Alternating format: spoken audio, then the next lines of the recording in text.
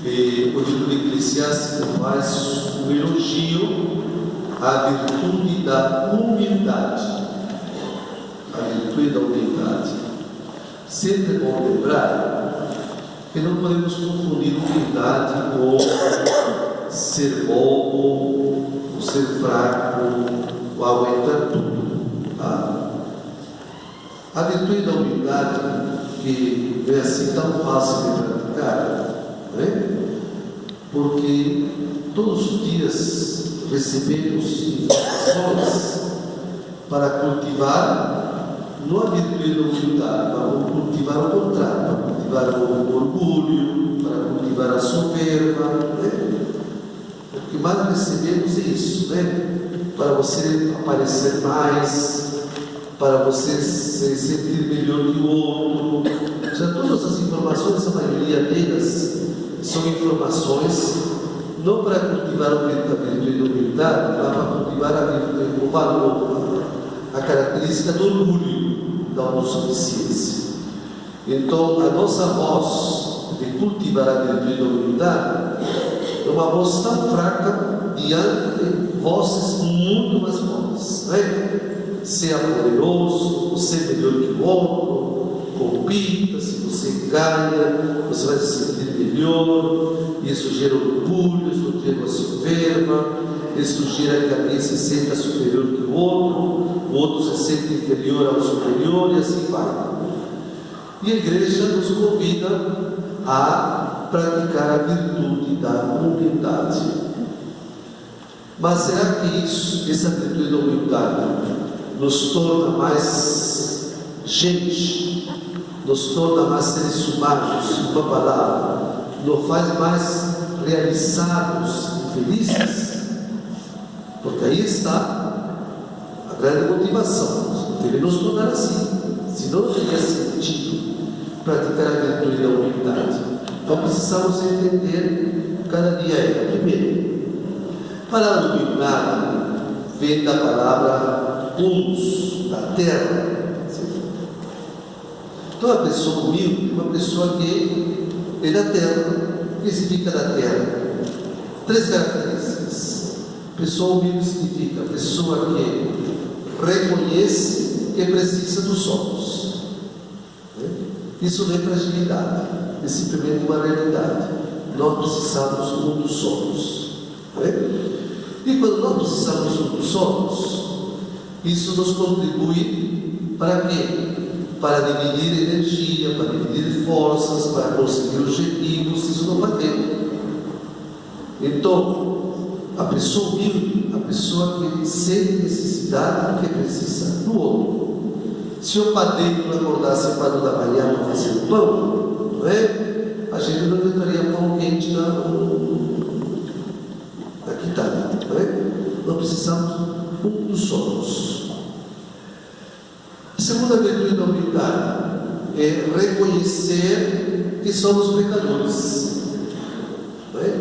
Então, aquele erro que o irmão comete, eu também posso fazer e até pior.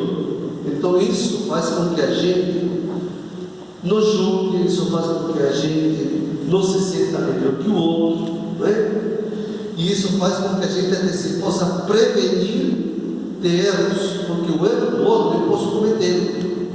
Se o outro cometeu e está sofrendo hoje as consequências, então pode ser uma forma de eu me prevenir de sofrer as consequências do erro que o outro cometeu.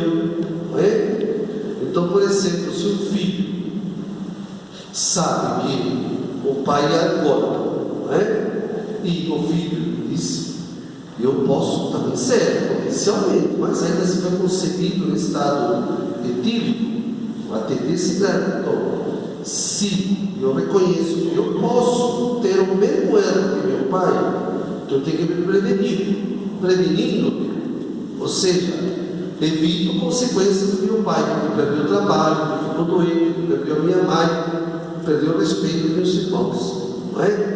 Então, esse fato da gente reconhecer que é frágil e que pode fazer o erro que tem um outro, nos prepara para evitar consequências que nos faz mal e nos coloca no caminho de ser feliz, de estar bem por este mundo. Não é? Terceiro, a virtude da humildade é a capacidade de reconhecer que sempre estamos aprendendo. Sempre estamos aprendendo. Né? Você já percebeu que tem gente que quando você aborda um assunto, ele já acha que já sabe de todo esse assunto, ou já passou por essa situação, ou já viu sempre coisa semelhante igual. Eu digo, nossa, aquela pessoa já passou em todos os países do mundo, já viveu 500 anos, porque sempre tem alguma coisa a dizer, né? Sempre tem alguma coisa a dizer sobre alguma assunto. Eu já vi, eu já passei por isso, né? Eu fico imaginando assim, nossa, aquela pessoa já tem passado por todos os países do mundo, já vive 500 anos para ter passado essas situações, né? Então, a necessidade de reconhecer que precisamos sempre estar aprendendo, sempre estar aprendendo.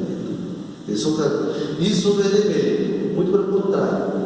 Isso faz com que a gente cresça e evolua. Quando a gente sente necessidade de que precisa de aprender cada dia mais, sim, em qualquer área da vida, E hoje, na área da educação, por exemplo, cada dia precisamos nos informar melhor, porque falta de informação, falta de conhecimento, a gente coloca tantos erros, muitos erros na vida da gente. Sobretudo nesse tempo, por exemplo, em toda essa situação política, muita gente começa a opinar sem conhecer. E eu, às vezes, há um tempo estou discutindo, não vou sentir a palavra, certos temas, para fazer não adianta eu entrar nesse assunto, porque a pessoa não está falando coisas, opinião, mas não deu chance de ouvir, de conhecer as especialistas na área, não? Porque esse pessoal que se acha especialista em todas as áreas é complicado, né? Então, o mínimo que temos que fazer é ajuda daqueles que têm mais chance de acertar e ter maior conhecimento que a gente, diferentes áreas. Né? Isso também é a virtude da humildade. Nesse sentido, a humildade nos faz crescer e nos faz ter mais amigos. Sim? Porque a pessoa orgulhosa, ela não cresce. Então, a pessoa orgulhosa que não reconhece, que tem limitações, não cresce. A pessoa orgulhosa que acha que não precisa dos outros, não evolui. A pessoa que acha que não precisa conhecer cada dia mais as coisas, também não cresce. Então, a humildade deve se tornar um valor para nós, porque nos torna melhores. Tá? Então, não vejamos a humildade como algo que não faz bem, pelo contrário, como algo que nos faz crescer e evoluir. No Evangelho que nós encontramos hoje, Jesus é convidado a uma ceia. É interessante. Quando nós somos convidados a um lugar, a maioria de nós tem um pouco aquela tendência, não? Quero que as pessoas pensem bem em mim, né? Que eu me comporto bem, que sou educado, que sei pegar o prato, que me sei servir adequadamente, né? A pessoa está preocupada, vamos dizer assim, em que todo mundo tenha uma boa opinião. Nós temos um pouco essa tendência interiormente, né? É interessante que Jesus, ele é um homem livre. O que significa um homem livre? Ou seja, ele não está preso na opinião dos outros. Ou seja, ele não está preocupado se ele vai ser bem quisto, não vai ser bem quisto, se vai achar que ele é legal ou não é legal, porque ele é um homem livre, tão livre, que seu estado de estar bem não depende de ser acolhido, de ser aceito, de ser elogiado, que muitos de nós de alguma forma dependemos. Então isso faz com que Jesus o torne uma pessoa totalmente livre, e em consequência ele é uma pessoa, e sempre foi uma pessoa feliz, né? Porque não dependia do que os outros podiam opinar sobre a vida dele. E ele é tão livre, Jesus, que toma a liberdade de definir como deveriam ser as relações entre as pessoas. para ensinar que seria essas relações faria melhor para a vida deles. Sim? Faria melhor para a vida deles. E ele utiliza duas coisas. Primeiro, ele se dirige para todos os convidados, e depois ele se dirige para aquele que convida. E aí ele ensina o que ensina Jesus. Primeiro, ele diz: quando você for convidado, não ocupa o primeiro lugar. Primeiro ele disse: não ocupa o primeiro lugar. Por que será que Jesus disse não ocupa o primeiro lugar? Primeiro, porque as pessoas, quando querem ocupar o primeiro lugar, é porque elas se sentem mais importantes que outras, ou porque elas querem aparecer diante das outras. Se elas têm esse objetivo, pode ser que, ocupando o primeiro lugar, não consigam seu objetivo, porque elas correm o risco de que o dono da festa fale: olha, esse não tem lugar. Então, se o objetivo da pessoa é se achar mais importante, ou estar em destaque, ocupar o primeiro lugar, ele corre o risco de não conseguir o seu objetivo. Muito pelo contrário, ser humilhado. Então Jesus disse: olha, não estou contra você se sentir importante, não estou contra com que as pessoas, não estou falando que Jesus disse, estou falando, fazendo uma análise de Jesus, como ele está olhando. Isso não está dizendo que não está contra com que a pessoa se sente importante. Não está dizendo: é por ali que você não vai conseguir isso. Você corre mais riscos de conseguir o contrário, de ser humilhado, ser colocado para trás. Quando você for uma festa, ocupa o último lugar. Porque ocupar o último lugar, você tem chances de ser importante e ser bem para frente. E em consequência, você está feliz, e em consequência, ter um destaque e ser reconhecido. Então Jesus não está contra nossas necessidades. Jesus está contra com o caminho que nós percorremos para isso. Caminhos equivocados, vamos dizer assim. Tá? Então Jesus está dizendo: olha, quando você for convidado, ocupa o último lugar. Ocupa o último lugar. Aí disse Jesus para aquele que convida, disse: quando você convidar, não convida parentes, amigos e vizinhos, porque eles podem te retribuir. Não é que Jesus está contra você convidar seu irmão, seu vizinho. Não está contra, não está falando que não pode convidar. Ele está falando o seguinte: acredita, que quando você convida um parente, um amigo, um vizinho, pode ser que ele te convide também. E é bom que ele te convide, não está contra.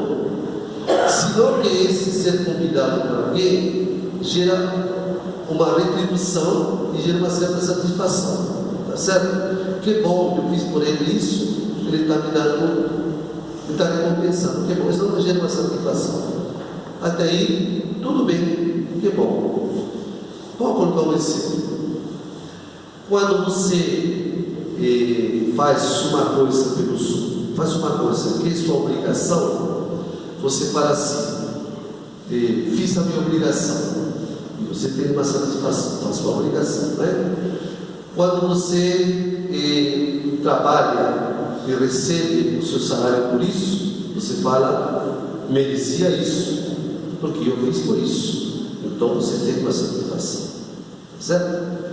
Mas quando a gente faz coisas não por obrigação e não por receber em troca, por dizer, um salário, se não faz simplesmente porque quer fazer de graça, sem esperar nada, produz-se internamente outro tipo de alegria, outro tipo de satisfação. É claro? Por isso que Jesus disse: olha, se você se limita a fazer alguém que te vai dar um troco, você não está permitindo, tá certo, experimentar outras formas mais profundas de ser feliz, outras formas mais internas de se sentir realizado. Porque quando você recebe uma coisa se sente compensado, uma satisfação. Trabalhei, mereço meu salário. Fiz minha obrigação de pai, fiz a minha obrigação de pai, certo?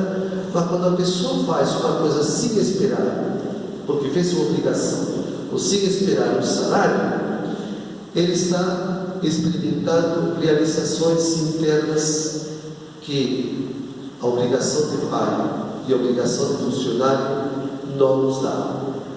E só vivenciando, experimentando isso, que a gente vai perceber o que Jesus está falando. Claro.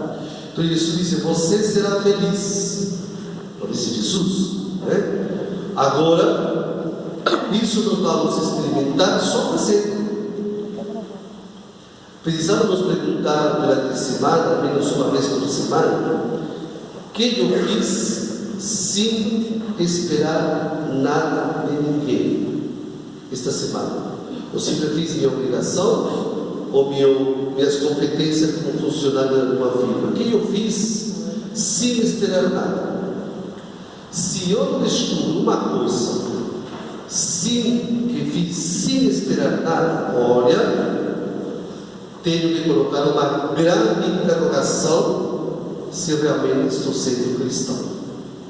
Porque essa é a característica do cristão: fazer coisas que não competem à sua obrigação e fazer coisas que não competem ao fato de ser funcionário de uma empresa.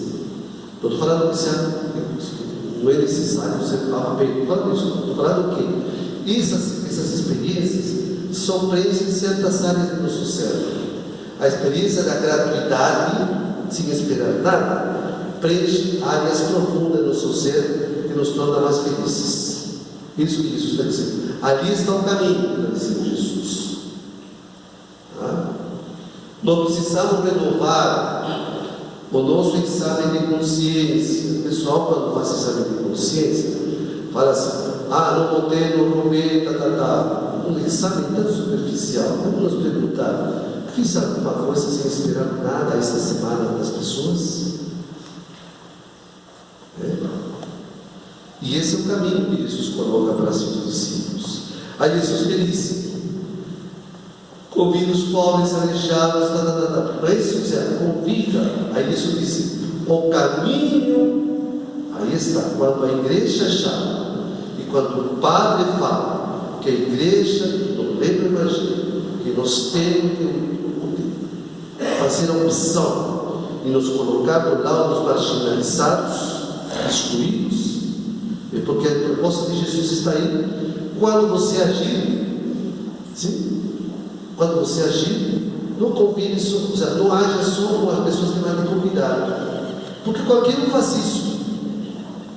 O diferencial do seguidor de Jesus é cuidar do excluído. Então, para nós cristãos, passa a nossa salvação pela nossa ligação com aquele que sofre. Então, se eu quero ser salvo, inevitavelmente o caminho é me preocupar com o meu irmão. Não tem outro caminho. Não tem outra forma. Esse é o caminho que Jesus deixou. Pois que Jesus disse: no banquete eterno nós seremos retribuídos. Porque aqui na terra, o seu irmão que ele convidou para o aniversário está retribuído. O presente que você deu para seu chefe vai estar retribuído.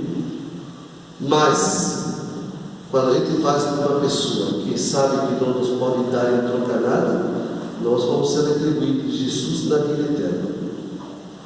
E a retribuição de um convite para um jantar, biologicamente, você só experimenta em 3 horas.